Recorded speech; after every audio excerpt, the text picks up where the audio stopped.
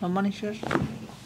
ওকে দর্শক, আমরা ওনাকে শুধু একটা সেশন কাইরোপ্র্যাকটিক অ্যাডজাস্টমেন্ট করলাম। তো এখন ওনার আমরা একটু ডিটেলস শুনবো যে আমরা এই একটা সেশন ট্রিটমেন্ট করার পরে আপনার এখন কি অবস্থা বলেন তো একটু। না, আমি তো আগে আপনার 5 মিনিটে বসে থাকতে পারতাম না, এখন তো আমি 5 মিনিটের বেশি বসে আছি।